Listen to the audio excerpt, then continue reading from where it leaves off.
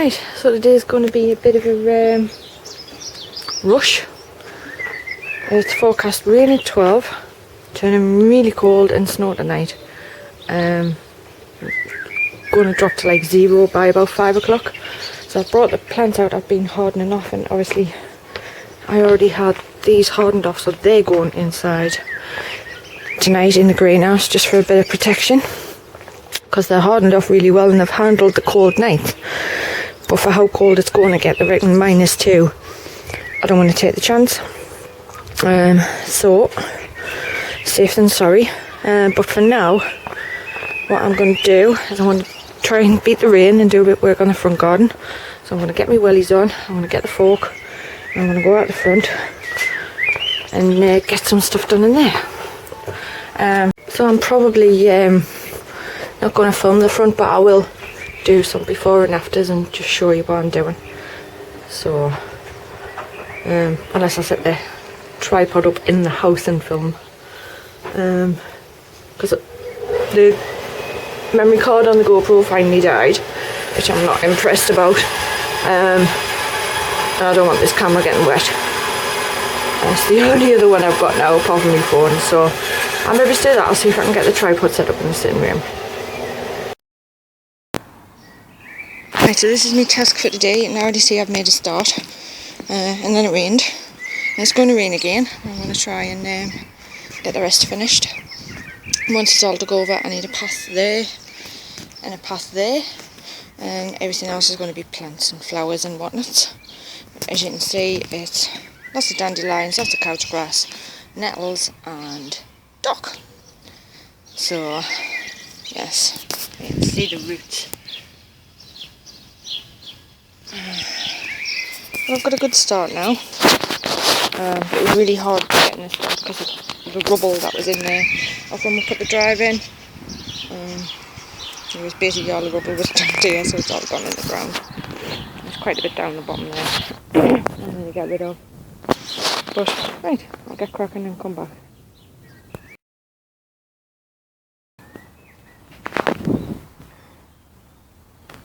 Well done. Water bits are working. Steady stream coming off the house there, and it's filled up quite a bit as well. So I'll keep coming out to check it, because it's forecast rain for the next couple of days. I want to make sure it overflows out of the actual overflow before it overspills the barrels. Right, so just to give an update on what's going on up here. Giant sunflowers came up and shot up stupidly. So I definitely put them on straight away. Those are the ones off Marina. No sign of the pumpkins yet, but I have got 3 pots have come up with the tomatoes. Those ones are the giant ones from Ricin, and these ones are the Gigantimore, so that's good. These tomatoes I really need to get potted up and put in the greenhouse, but the weather is so unpredictable and up and down at the minute. I don't want to take the chance just quite yet. I mean, we had nothing but snow and hailstones yesterday, and it's forecast minus temperatures tonight as well, so I'm going to have to just hang fire. Cucumbers are okay as well, and again, really need potted up, but not much I can do at the minute. So that's how things are up here. So we'll go downstairs now. Right, so this is the state of play downstairs. The greenhouse, I've just organised it basically for moving stuff in and out with the bloody weather and stuff. So this lot here is to stay in the greenhouse for now. Just a few cuttings, the runners which haven't come up yet. Purple potted peas are just starting to show. The ones off Marina, and the nasturtium and the kale, which still hasn't showed yet. This top shelf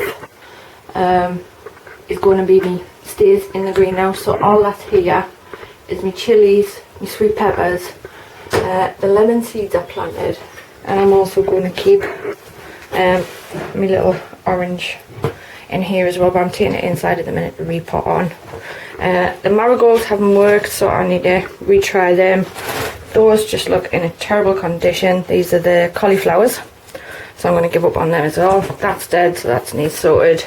Another pot of marigold, and I want to have to repot this parsley on. It needs to go outside in the little herb container where the chives are there, but like I said, it was snowing in that yesterday, so these are just spare tomatoes which I'm going to keep on that windowsill just for now. That's staying in the greenhouse this year, make room for it, and that's cuttings for a friend. He's popping over tomorrow, I think, so right, so this tray is to go in the house and get sorted for now. Just have a drink of me fruity tea.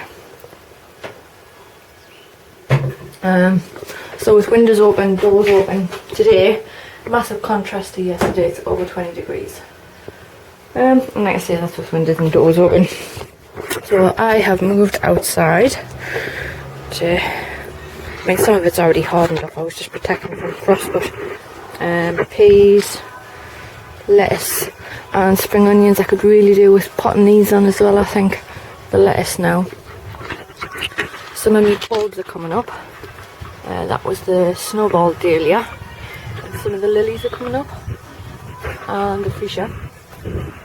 I'm really chuffed with these dahlias because I only paid 25p for them. I didn't think they were going to grow at all, but they have. Right, I'll just go around. The tatties, obviously I showed you last time about the Julie Drake ones coming up, but just noticed before there's some coming up in this one as well, there and there, which is the foremost. So well chuffed there. No other ones yet though. I'm pleased I fleeced that as well. We'll go up the top a minute. So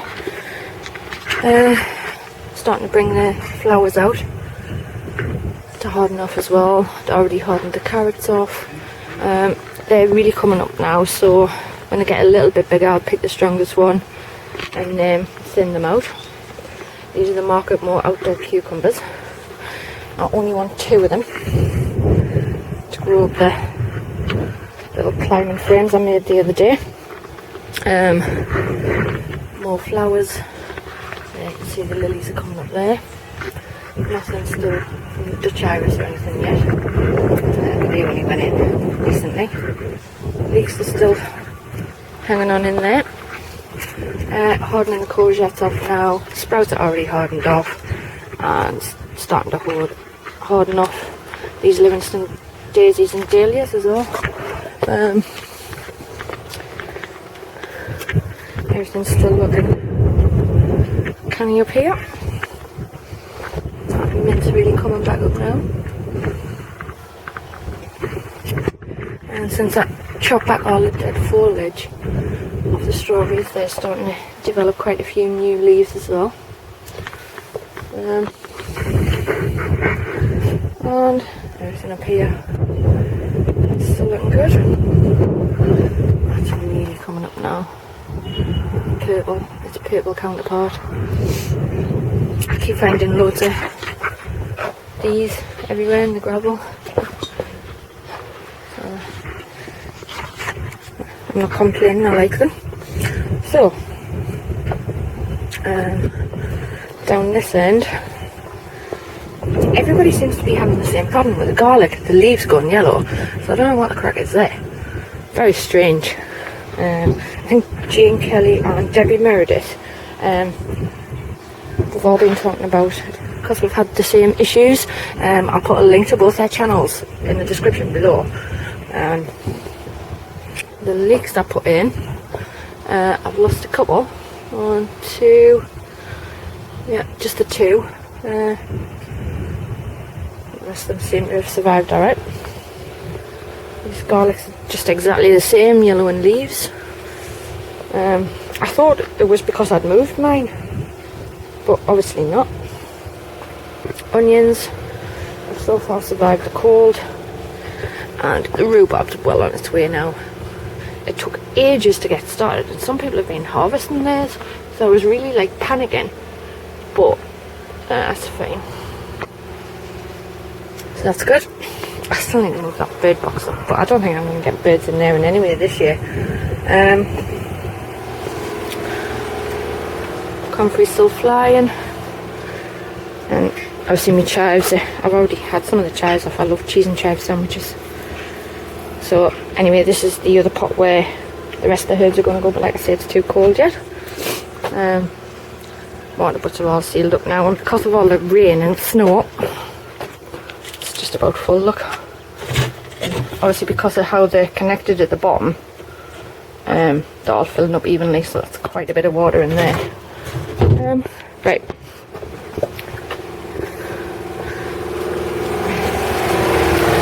Excuse the noise of the washer. Doris is having a weekly drink.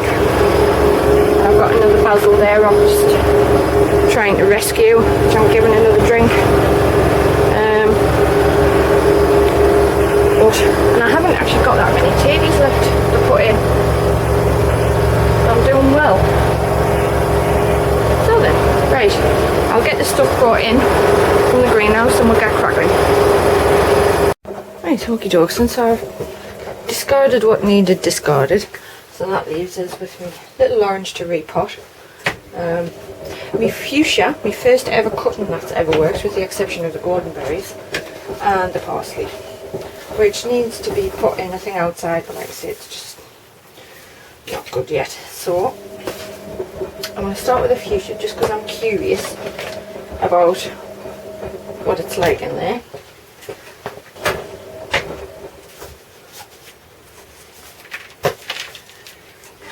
Well, there's definitely roots. Can you see that? So, yay! I'm impressed.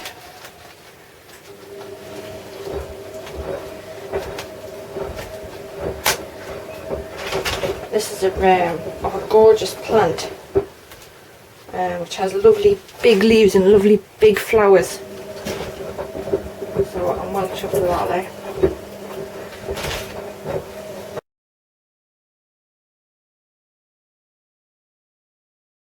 Next one, I'll do the little orange plant.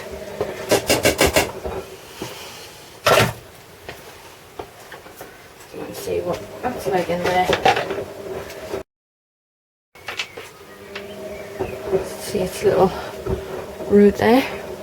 Not as big of a root system as I expected. I'm getting rid of some of this stuff off the top there. And this is obviously going to stay in the greenhouse.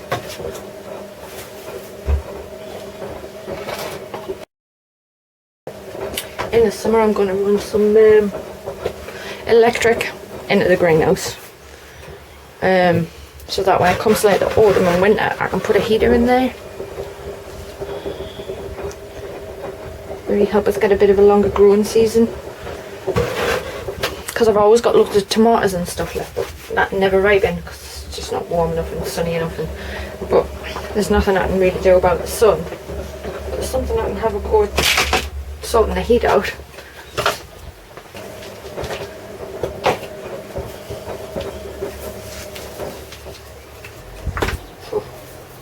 Well put down there.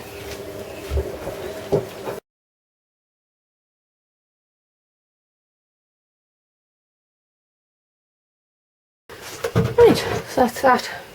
So I'll get cleaned up and then we'll have a look and see if there's any seeds we can be resown. In fact, I think I'm going to do these. A friend of mine came to visit the other day and she's very nicely brought us a banana plant back from banana seeds I should say, back from Tenerife. So I'm well excited about trying to grow banana. Should be fun.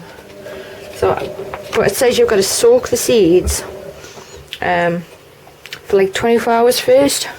So I think we'll start that today. So right, I'll get cleaned up, we'll come back. Right, so it says do the banana seeds in lukewarm water. So I've got this which has been upstairs. Nice and toasty. That's the pot I'm going to grow it in. Is anybody else obsessed with keeping pots that could be used with gardens? Honestly, it's starting to become a bit of a crazy obsession. I've got like a shelf full now. But never mind. I'll use that. Soak them in, I think. Which I'll warm up first, actually.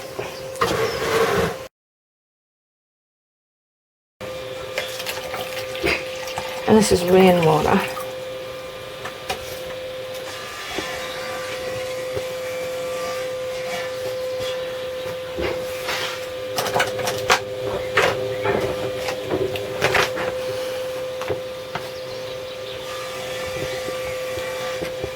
So, according to the thing, there is some in English.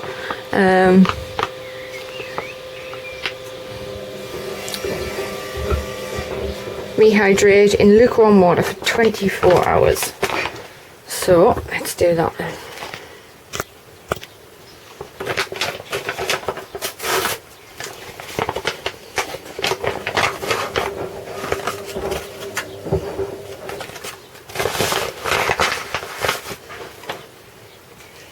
So that's what the seeds look like. I've never seen them before, but that's what they look like.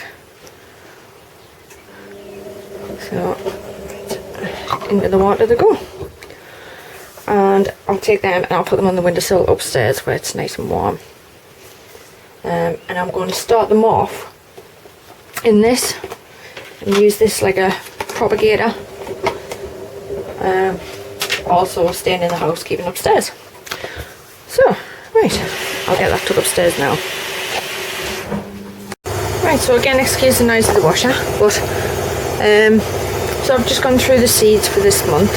I've got some more peas to plant. I'm going to give that another week or so yet though. So I've got successional. Same with the orange too. Plant them as well in a couple of weeks, or a week or two. And I'll do some more purple potted ones as well.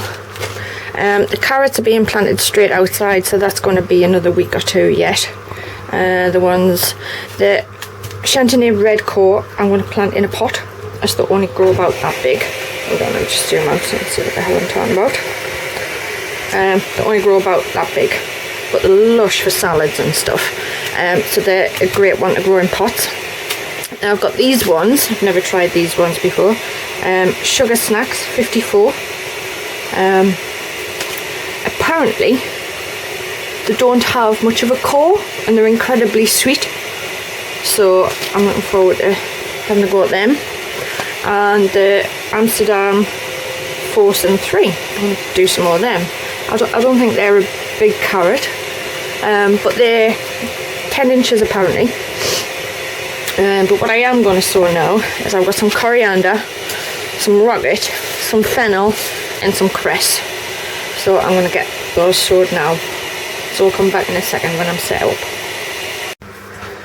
Right, so because I'm so not used to growing flowers, I forgot about my flower seeds as well. So I've got this butterfly and bee mixture. I'm going to sow some wallflowers. I'm going to sow. I'm going to try again with the marigolds. And some chrysanthemum I got out of a magazine. As well as the herbs. Right then, so got my pots ready. Let's get sowing.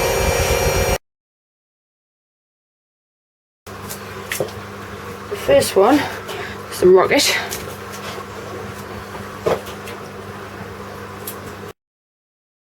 Coriander.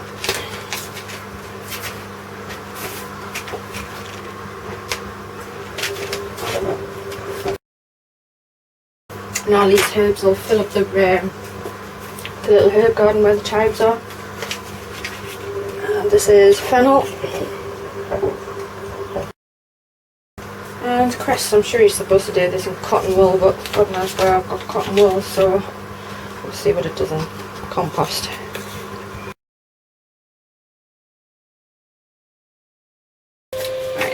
go chrysanthemum first. Lovely flower, like, isn't it?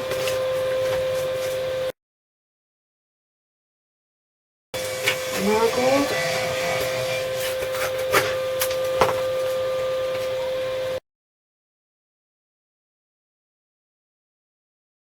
And the wallflowers. Butterfly mix.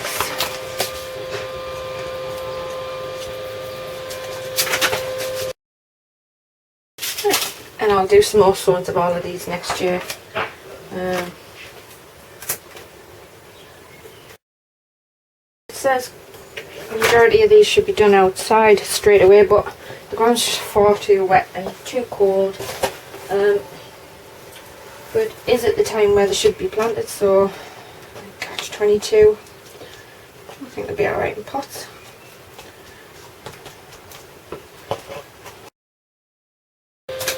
And well, that's that then. So I'll just give these a little drink and then we'll take them into the greenhouse. Right, so hubby sander is all finished, made up in its place. Power, motor, tensioning, etc. His spindle part, his dust extraction part, and he's got another spindle part when you open that out. So you can do big curves like this, like that, just by lifting that platform. There you go. So that's that. Everything's wired up. He's put some electric in just to make life a bit easier. And for people who are wondering what the purpose of making the sander was in the first place, you already know that we make hardwood end grain cutting boards. So this is the latest one. So just to show you how and why it works.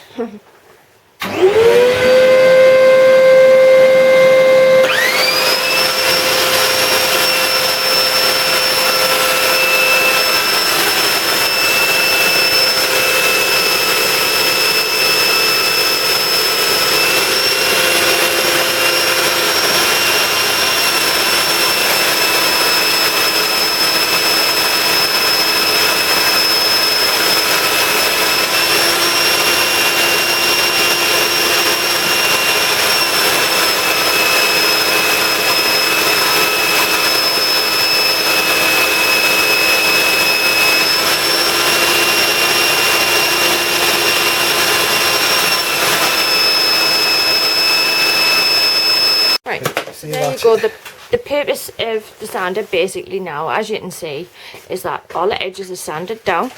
He's just used the rough paper for now to get the stick off to the exact size, so it's the exact size that he wants it, right?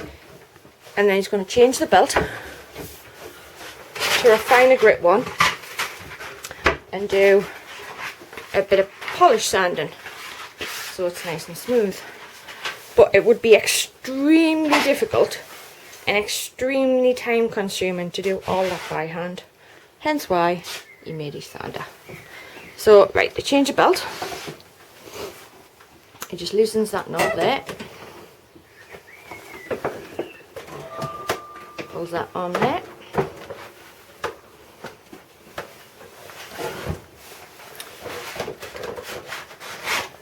off it comes.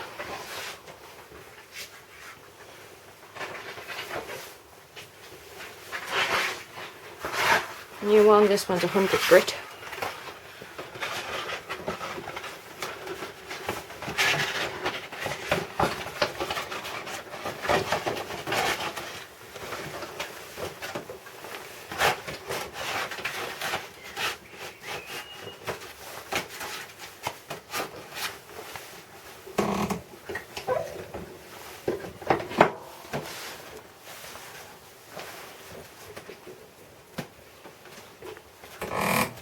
And there you go, that's that. That's how easy it is to change the belt. So, well worth the build. And I think the total cost ended up being around 50 quid because we had more stuff. That's a bit of drainage pipe. We already had the motor, the switches or something else. It already had the ply. It's things like bearings and stuff like that. 8 bearings off old washing machines. Yeah, we did have some bearings off old washing machines, but there was but there was a few that had to be purchased. Two. Two. So there you go. Well worth it.